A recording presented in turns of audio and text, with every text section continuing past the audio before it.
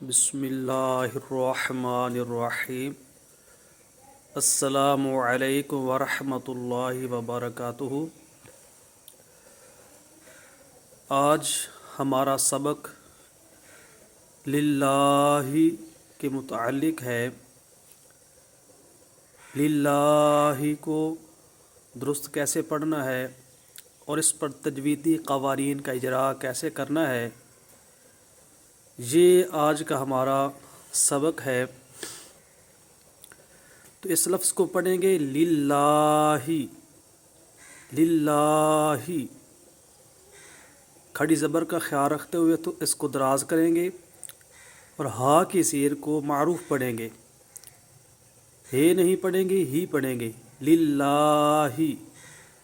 अक्सर जगहों पर जब भी इसमें जलालत अल्लाह आता है तो अक्सर जगहों पर हम ये गलती करते हैं कि खड़ी ज़बर जो है ना, इसकी दराजगी का ख्याल नहीं रखते, लिल्लाही पढ़ जाते हैं, तो ये गलत है। लिल्लाही इसको दराज करेंगे। अब नीचे लिखा हुआ है वक्फ़े क़बीह, तो महल्ले वक्फ़ के एतबार से अगर यहाँ पर कोई वक्फ़ करता है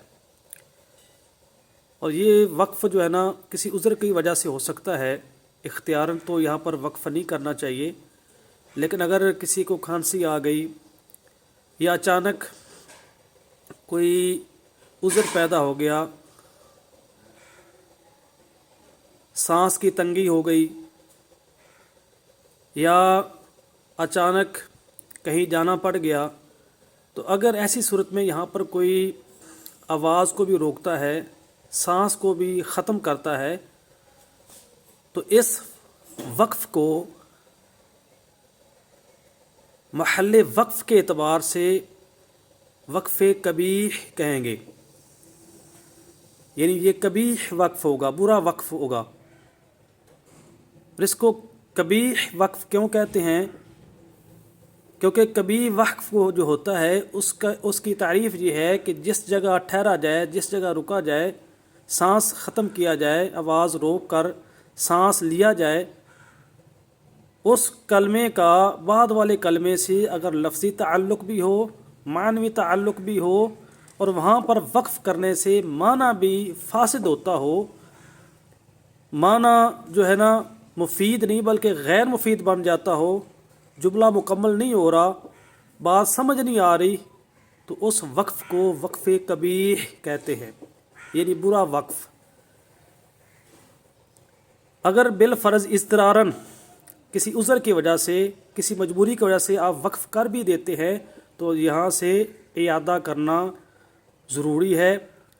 यहाँ से आगे आप इब्तिदा नहीं कर सकते, यहाँ से इब्तिदा करनी जायज़ नहीं है, बल्कि पीछे से लेकर पढ़ेंगे। तो इसको वक्फ़े कबीह कहते हैं, क्योंकि जब हम यहाँ वक्फ़ करेंगे तो इसका लफ्ज़न भी आगे ताल्लुक़ है, क्योंकि अलहम्दु पर तो जुमला भी मुकम्मल नहीं होता, और माना भी ये भी मुकम्मल नहीं हो रहा, बल्कि मानवी तौर पर भी आगे ताल्लुक़ है। इसका माना बनता है सब तारीफ़ें, तो अब कोई जुमला नहीं बन रहा, सब तारीफ़ें किसके लिए हैं या सब तारीफ़ों का आगे ताल्लुक़ किसके साथ है मानवी एतबार से, तो ये जुमला नहीं बन रहा, ये जुमला मुफीद नहीं बन रहा, गैर मुफीद है और माना फासिद हो रहा है, जो बनना चाहिए वो नहीं बन रहा, इसलिए इसको वक्फ़े कबीह कहेंगे। दूसरा है वक्फ़े हसन, वो यहाँ के एतबार से है। अगर ऐसी जगह ठहरा जाए, रुका जाए, सांस लिया जाए, जिस जगह ठहरने से पहले कलमे का आगे वाले कलमे के साथ लफ्ज़ी ताल्लुक़ भी हो, मानवी ताल्लुक़ भी हो, लेकिन वहाँ ठहरने से जुमला मुकम्मल होता हो, माना फासिद ना होता हो, तो वहाँ पर वक्फ़ करना जो है वो महल्ले वक्फ़ के एतबार से वो वक्फ़े हसन कहलाएगा। यानी वक्फ़े कबीह की बनिस्बत ये अच्छा है, लेकिन यहाँ पर भी इयादा करना होगा, आगे से इब्तिदा नहीं कर सकते। तो यहाँ देखें ना, लफ्ज़ी ताल्लुक़ भी आगे है, क्योंकि जुमला मुकम्मल नहीं हुआ है। जुमला तो यहाँ मुकम्मल होगा जहाँ पर आयत मुकम्मल होती है। लफ्ज़न भी आगे ताल्लुक़ है, माने के एतबार से भी आगे ताल्लुक़ है कि सब तारीफ़ें अल्लाह के लिए हैं, आगे अल्लाह की सिफ़ात बयान हो रही हैं, तो ये आगे मानवी ताल्लुक़ भी है। लेकिन यहाँ पर वक्फ़ करने से माना फासद नहीं होता, जिस तरह यहाँ वक्फ करने से माना फासद हुआ था ना, इसलिए हमने इसको वहाँ जो वक्फ किया है उसको हमने वक्फ़े कबीह कहा था। लेकिन यहाँ वक्फ करने से माना फासद नहीं होता, माना बनता है, जुमला बनता है, जुमला मुफीद है, यानी सब तारीफ़ें अल्लाह के लिए हैं। तो जुमला जो है ना मुफीद है, इससे हमें कुछ फ़ायदा हुआ है, हासिल हुआ है, माना जो है फासद नहीं हुआ बल्कि इसका फ़ायदा हुआ है। तो इसलिए इसको वक्फ़े हसन कहेंगे, वक्फ़े कबीह ही नहीं कहेंगे। अगर बिलफ़र्ज़ कोई यहाँ पर वक्फ़ करता है किसी वजह से इख्तियारी तौर पर, तो यहाँ भी वक्फ़ नहीं करना चाहिए, क्योंकि आयत भी मुकम्मल नहीं हुई और कोई वक्फ़ की अलामत भी यहाँ नहीं है। लेकिन अगर कोई किसी उज़र की वजह से वक्फ़ कर देता है तो वो यहाँ से इयादा करेगा, लेकिन ये वक्फ़े हसन होगा, वक्फ़े कबीह ही नहीं होगा, क्योंकि माना फासद नहीं होता। तीसरी जो चीज़ है यहाँ पर बरीक होना, तो इसका मतलब ये है कि इसमें जलालत अल्लाह के नाम को दोनों मरतबा बारीक पढ़ेंगे, क्योंकि कायदा ये है कि इसमें जलालत अल्लाह के नाम से पहले ज़बर हो या पेश हो या खड़ी ज़बर हो तो उसको दोनों मरतबा पुर पढ़ते हैं, मोटा पढ़ते हैं। लेकिन इसमें जलालत अल्लाह के नाम से पहले ज़ेर हो तो उसको दोनों मरतबा बारीक पढ़ते हैं। तो यहाँ पर चूँकि पहले कसरा है, ज़ेर है, लिहाजा इसमें जलालत अल्लाह के नाम को दोनों मरतबा तो मुराद ये है कि जब पीछे मिलाएंगे फिर भी बारीक पढ़ेंगे, और जब उसको उसकी खड़ी हरकत के मुताबिक, खड़ी हरकत ये खड़ी ज़बर इसके मुताबिक जब दराज करके पढ़ेंगे तो उस वक्त भी इसको बारीक पढ़ेंगे। तो दोनों मरतबा इसको बारीक पढ़ा जाएगा। लिल्लाही, लिल्लाह नहीं करेंगे, पुर नहीं करेंगे, मोटा नहीं करेंगे। इसमें जलालत अल्लाह के नाम के अलावा बाकी सारे जो नाम है वो हमेशा बारीक ही पढ़े जाते हैं। ठीक है। तीसरी चीज़ कि यहाँ पर ये कसरा के मुतल्लिक है। ये जो अलामत आपको नज़र आ रही है इसको ज़ेर कहते हैं, इसका दूसरा नाम कसरा है। जिस हरफ के नीचे कसरा उस हरफ को मकसूर कहते हैं। तो यहाँ पर ये जो अलामत है ये कसरा कहलाएगी, और जिसके नीचे है यानी लाम, लाम जो है मकसूर कहलाएगा। इस तरह ये अलामत नज़र आ रही है, इसको ज़ेर भी कहते हैं और कसरा भी कहते हैं, और हा जो है ये मकसूर होगी। इसी तरह आगे भी बा के नीचे जो अलामत ज़ेर है इसको कसरा भी कहते हैं और बा को मकसूर कहेंगे। मीम के नीचे ज़ेर है, इसको कसरा भी कहेंगे और मीम को मकसूर कहेंगे। तो इसको मारूफ पढ़ना है, क्योंकि इसको हरकत भी कहते हैं, और हरकत की जमा हरकात है, और हुक्म ये है कि हरकात को बग़ैर खींचे, बग़ैर झटका दिए मारूफ पढ़ते हैं।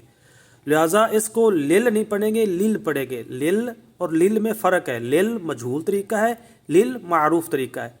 इसको हे नहीं पढ़ेंगे, ही पढ़ेंगे। लिल्लाही, लिल्लाही, ये इस तरह करके झटका भी नहीं पैदा करना, इसको मजहूल भी नहीं पढ़ना और इसको दराज भी नहीं करना। हरकात को बग़ैर खींचे, बग़ैर झटका दिए मारूफ पढ़ते हैं। लिल्लाही, लिल्लाही, इस तरह करके पढ़ेंगे। आगे है तशदीद। ये 3 दंदान वाली जो अलामत आपको नज़र आ रही है इसको तशदीद कहते हैं। जिस हरफ पर तशदीद उसको मुशद्दद कहते हैं। अब ये तशदीद है और लाम के ऊपर चूँकि तशदीद है इसको, तो लाम को मुशद्दद कहेंगे। तो मुशद्दद हरफ को कैसे पढ़ते हैं? मुशद्दद हरफ को 2 मरतबा पढ़ते हैं। एक मरतबा अपने से पिछले मुतहरिक हरफ से मिलाकर और दूसरा ख़ुद उसकी हरकत के मुताबिक। अब ये मुशद्दद हरफ है, इसको पीछे भी मिलाएंगे, 1 मरतबा पढ़ा गया, और फिर इसको उसकी हरकत के मुताबिक दराज करेंगे तो लिहाजा दोनों मरतबा पढ़ा गया। तो 2 हरफों जितनी देर भी लगेगी, ज़रा रुक कर ठहर कर मुशद्दद हरफ को 2 हरफों जितनी देर लगाकर पढ़ा जाता है, 2 मरतबा पढ़ा जाता है मुशद्दद हरफ को। तो ये चीज़ जो है तशदीद के मुतल्लिक वजाहत जो है ना आपने समात फरमाई। आगे है खड़ी हरकत। ये जो अलामत आपको नज़र आ रही है इसको खड़ी ज़बर कहते हैं। अगर यही नीचे है तो इसको खड़ी ज़ेर कहेंगे। अगर इसको जो है उलट दिया जाए, यानी जिस तरह ये पेश इसको उलट दिया जाए तो उसको उल्टा पेश कहेंगे। तो खड़ी ज़बर, खड़ी ज़ेर, उल्टा पेश, इनको खड़ी हरकत की भी कहते हैं। अकेली खड़ी ज़बर को खड़ी हरकत कहते हैं, अकेली खड़ी ज़ेर को भी खड़ी हरकत कहते हैं, अकेले उल्टा पेश को भी खड़ी हरकत कहते हैं। जब तीनों मुराद हों तो खड़ी हरकत कहेंगे। जब तीनों मुराद हों, बाज़ जगह पर खड़ा ज़बर खड़ी ज़ेर की जगह खड़ा ज़ेर और उल्टी पेश की जगह उल्टा पेश, यानी इस तरह करके ये अल्फाज भी मिलते हैं। तो उस तरह भी ठीक है।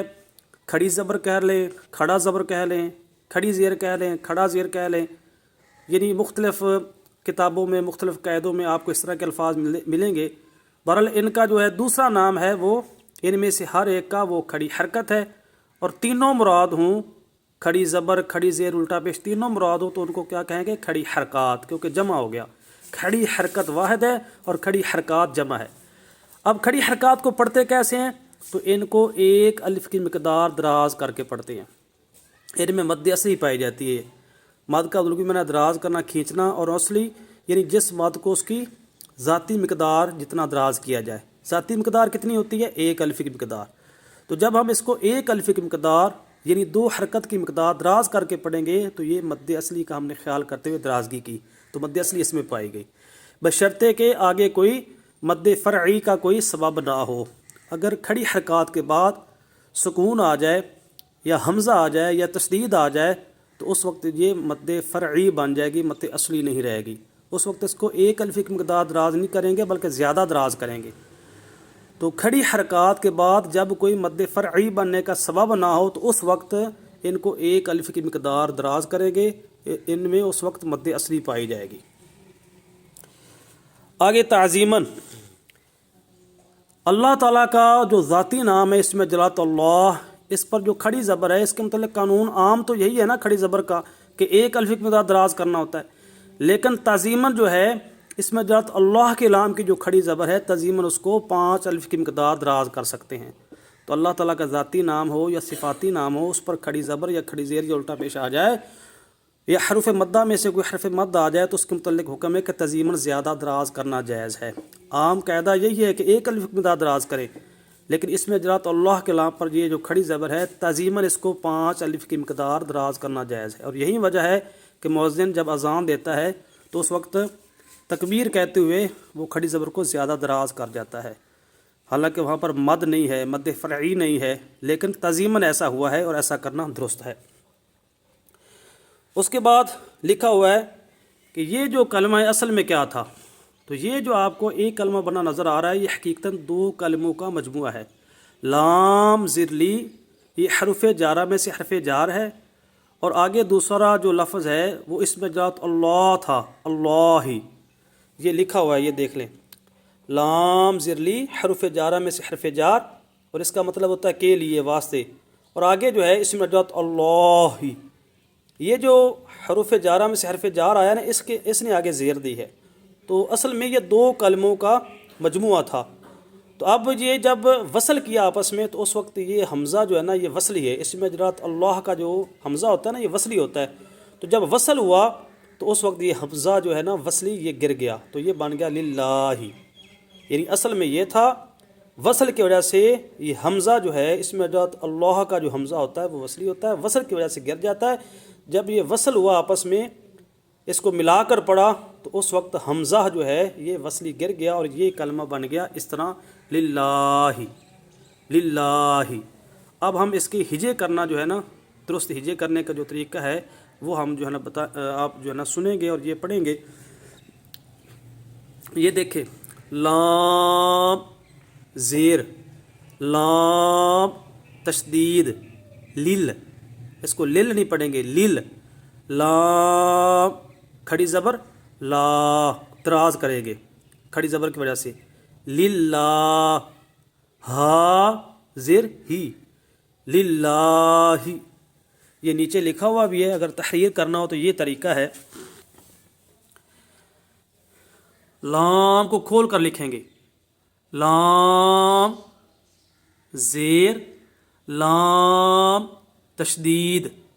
اب یہ جو ہم نے ہجے کی ہیں اس کا رواں کیا ہوا؟ لل، تشدید اوپر ڈالیں گے اور لام کو کھول کر لکھیں گے اور اوپر مد بھی لگائیں گے اور اس کو پڑھیں گے بھی مد کا خیال کرتے ہوئے، تو یہ بن گیا لل۔ آگے پڑھیں گے لام کھڑی زبر، یہ جو ہم نے ہجے کی ہیں اس کا رواں کیا بنا؟ لا،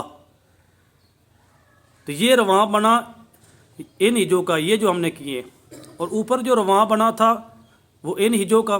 اب یہ دونوں کو جمع کر کے پڑھیں گے، للہ، یعنی پہلے یہ ہجے کیے تو لل بنا، یہ ہجے کیے تو لا بنا، اب ان دونوں کو ملا کر پڑھیں گے تو للہ، کھڑی زبر کا خیال دراز کریں گے. اب آخر میں ایک حرف ہا زیر ہی.